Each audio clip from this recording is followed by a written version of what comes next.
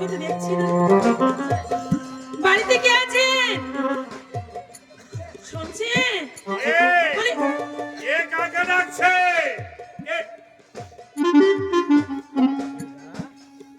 কে তুমি? তুমি কে মা? আমি সুচিতা দেবীর মাস্টারমশাইয়ের ধর্মপত্নী। মানে মধুসূদন পণ্ডিত মশার মেয়ে তুমি? ও মা, এ তোমার কি অবস্থা হয়েছে? মা গো, মাস্টার মশাই কেমন আছে? আর আছে, আমি আমি একবার সুচিতা দেবীর সঙ্গে দেখা করতে চাই। কিন্তু মা, দিদিমণি তো এখন বাড়িতে নেই। বাবুর সঙ্গে ওই ভবানীপুর মামার বাড়িতে বেড়াতে গেছে। আচ্ছা, ওনার ফিরতে কি দেরি হবে? হ্যাঁ, তা অবশ্য হবে বই কি। কিন্তু বিশেষ একটু দরকার। ঠিক আছে, তাহলে তুমি বসো মা। ও মা, আমার যে একটু কাজ আছে। আপনি যান, আমি একাই থাকছি। ঠিক আছে, তাহলে তুমি বসো মা, এখানটায় বসো। আচ্ছা, ঠিক আছে। আচ্ছা, আমি কি বলে চাইব?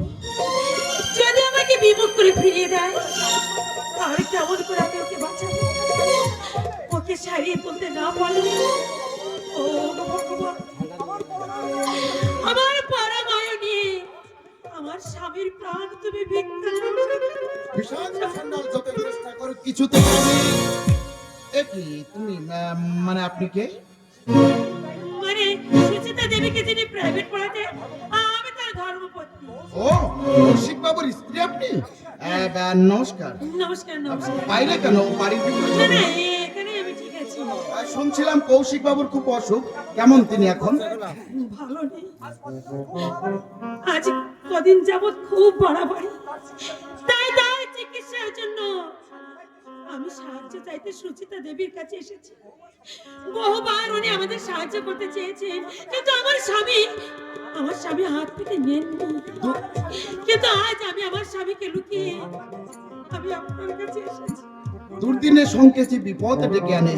তাছাড়া সুচেতার কাছে কোন রূপ সংকোচ রাখা উচিত নয়, কারণ আমি জানি কৌশিক বাবুকে সুচেতা কতখানি শ্রদ্ধা করে এবং ভালোবাসে।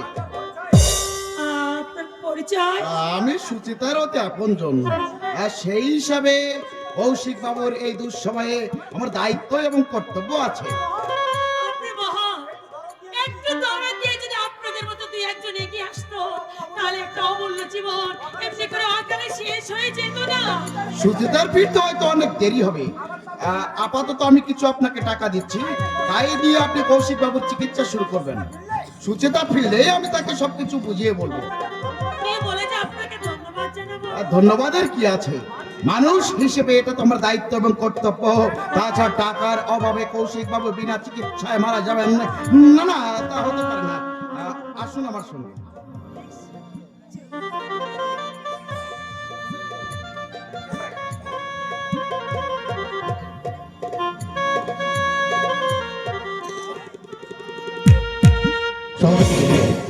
সম্মানিত সুধী, আপনাদের আর একটু সময় ধৈর্যচ্যুতি ঘটাবো।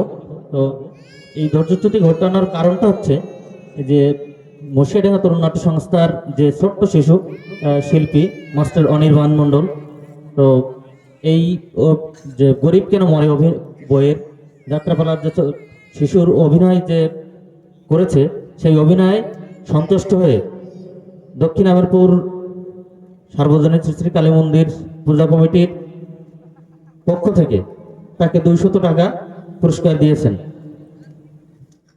একই সাথে দক্ষিণ আমিরপুরের প্রীতম মণ্ডল তার এই গানে অভিনয় সন্তুষ্ট হয়ে তাকে আরো 100 টাকা পুরস্কার দিয়েছেন। ধন্যবাদ সকলকে।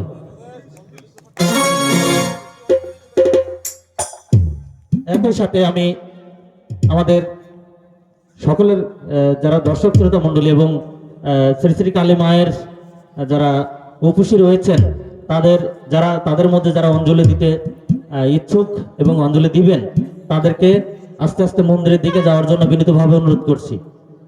ধন্যবাদ সকলকে।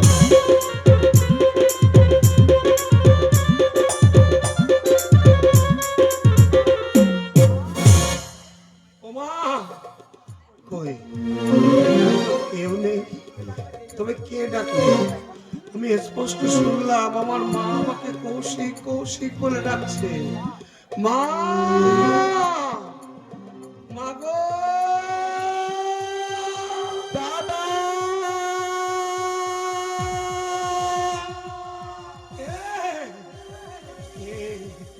এতদিন পরে সেই মায়াবী সুরে দাদা দাদা বলে ডাকে কে?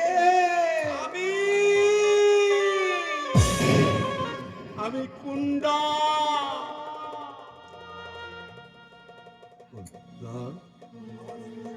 আমার আমার স্নেহের ছোট ভাই কুণ্ডল। ও ভাই, এতদিন পরে তোর দাদার কথা মনে পড়েছে? এতদিন পরে দাদার কথা মনে? দাদা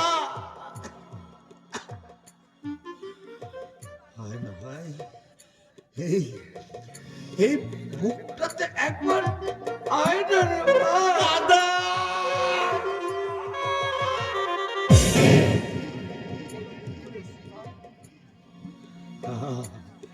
কি শান্তি, সেই এলি মা, শেষের বেলা এলি কেন রে? কেমন করে আমার এই মুখ নিয়ে আমি তোমার সামনে আসবো দাদা? আমি আমি যে মানুষ হতে পারিনি দাদা। বাবা, ও, ও বাবা, তুমি কাঁদছো কেন বাবা? কতদিন পর তোমার কাকা ফিরে এসেছে। তোমার মাকে ডাকো, তোমার ঠাকুমাকে ডাকো। মীরা, মীরা, দেখো কে এসেছে, শিগগির এসো। দাদা তুমি একটু শান্ত হও দাদা। এই, শান্ত হবো কি রে? তোকে পেয়ে আজ আমি অনেকটা সুস্থ হয়ে গেছি। দেখ, দাদাকে ফাঁকি দিয়ে চলে গিয়েছিলি, কিন্তু ভাইপোকে ফাঁকি দিতে পারলি না। ঠিক তোরে এনে হাজির করে। বাবা, ঠাকুরমা। হ্যাঁ বাবা, ডাকো, তোমার ঠাকুমাকে ডাকো। ও মা, মাগো কোথায় গেলে? একবার শিগগির এদিকে এসো না। দেখো আমার ভাই এসেছে, আমার কুণ্ডল এসেছে। আমার কুণ্ডল, আমার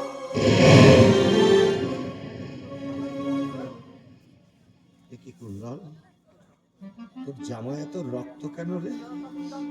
না দাদা, তা তুমি জানতে চেয়েও না দাদা। কেন জানতে চাইবো না? তা শুনলে তুমি সহ্য করতে পারবে না দাদা। না, বল না, বল না, এত রক্ত মেখে এসেছিস কেন? এই বলে কার রক্ত, বল না, কোথা থেকে মেখে এলি? বলে কার রক্ত? মায়ের?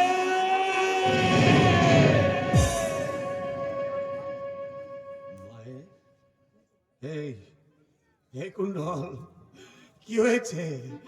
কি হয়েছে আমার মায়ের? বটল চাপা পড়েছিল, হাসপাতালে ঠাকুরমাকে বাঁচাতে পারিনি।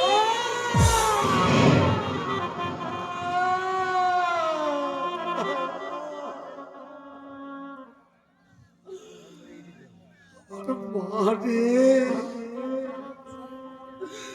আমার শান্তটার শেষ ছায়াটুকু সরে গেল। অবাগা কৌশিককে চিরকাঙাল সাজিয়ে আমার মা চলে গেল। দাদা যাবে, সব যাবে, এই তো যাওয়ার পালা শুরু। কুণ্ডল, দেখ ভাই, তোর আমার মতো ছেলে যা, সে কিনা বললো মোটর চাপা পড়ে ভিক্ষে করতে গিয়ে। দাদা, এই কি আমাদের কাছে মায়ের পাওনা ছিল? এই কি- বাবা, ও সজল, সজল, আর কেউ তোমাকে দাদু ভাই বলে ডাকবে না গো বাবা।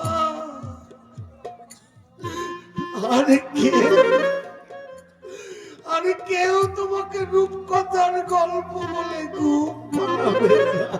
কেঁদো না দাদা।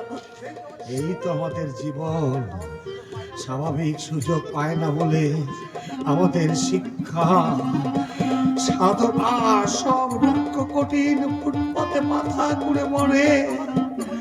আমাদের পুত্র পরিবার রোদ বর্ষায় অনাহারে অর্ধাহারে বিনা চিকিৎসায় শুকিয়ে মরে।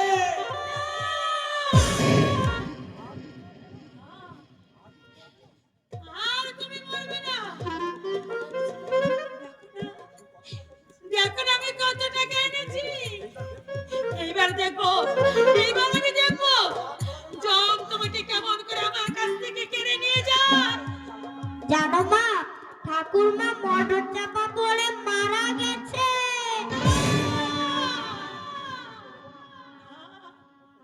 মরতে দেব না। এই টাকা দিয়ে ওষুধ দিয়ে আমি তাকে সারিয়ে তুলবো। ওর ভালো মন্দ কিছু হয়ে গেলে আমি কোথায় গিয়ে দাঁড়াবো?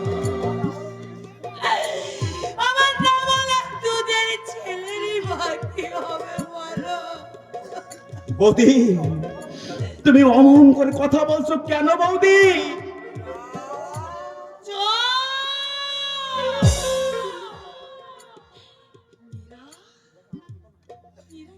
তুমি দেখো না, মীরা কলঙ্কের নিচে তলিয়ে গেছে।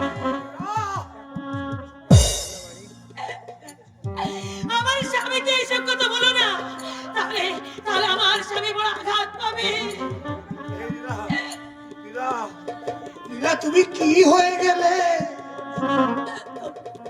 তোমরা আমাকে বিশ্বাস করো, আমার কোনো দোষ ছিল না। আমি বুঝতে পারিনি ওই ওই শয়তান এমনি করে আমার দেহে কলঙ্কের কালি লিখতে দেবে। জানো, আমি বড় আশা নিয়ে আমার স্বামীর ছাত্র সুচিতা দেবীর কাছে গিয়েছিলাম। কেন কেন গিয়েছিলে সেখানে? না গিয়ে আমি যে থাকতে পারলাম না গো। আমার স্বামী যে ভয়ানক অসুখ।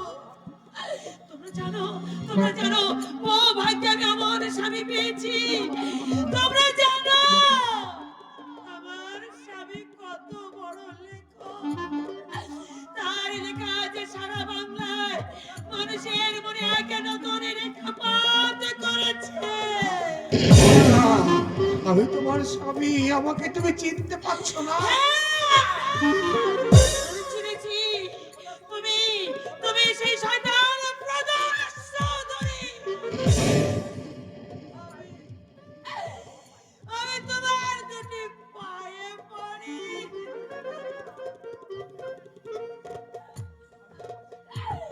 আমি টাকা চাই না, টাকা চাই না। আমাকে তুমি আপাতত দাও, আমাকে আপাতত দাও। আমার গায়ে এমনি করে কলঙ্কের কালি লেপে দিও না। এমনি করে কলঙ্কের কালি লেপে দিও না। কি বললে তুমি? ওই শয়তান প্রদোষ চৌধুরী তোমাকে? লম্পট প্রদোষ চৌধুরী, আর তোমার বাঁচা হলো না শয়তান। যে পথে আমি নেমে গিয়েছিলাম, মায়ের মৃত্যু তোমার সেই পথ থেকে এনেছিল, কিন্তু আজ বৌদির উপর এই নির্দয় লাঞ্ছনা আবার আমাকে সেই পথে ঠেলে দিচ্ছে। লম্পট প্রদোষ চৌধুরী, মৃত্যুই তোমার একমাত্র শাস্তি।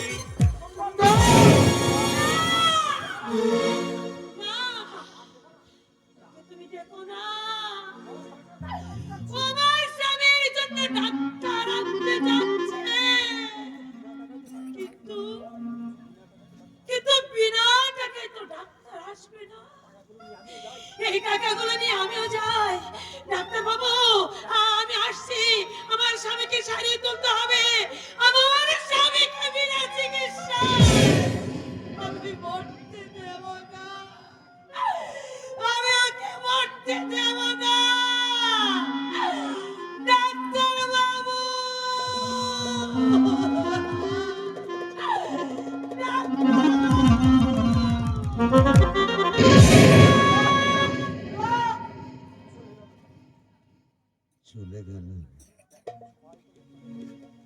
একে একে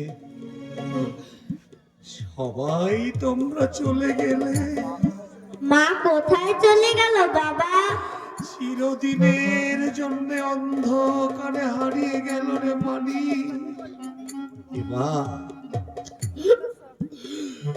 এবার আমিও যাব। মা আর কবে আসবে বাবা? আসবে না, আসবে না রে বাবা, তোর মা কোনোদিন ফিরে আসবে না। তবে আমি কার কাছে থাকবো? তুমি তুমি কার কাছে থাকবে? তুমি কার কাছে থাকবে? কৌশিকের অস্তিত্ব আমি কার কাছে করছি তো রেখে যা। বাবা সময় বড্ড দ্রুত বেগে শেষ হয়ে যাচ্ছে। দ্রুত বেগে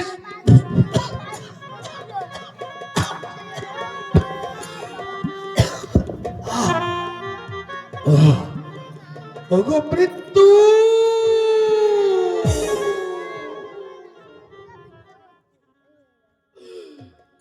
আরেকটু অপেক্ষা করো গো মৃত্যু,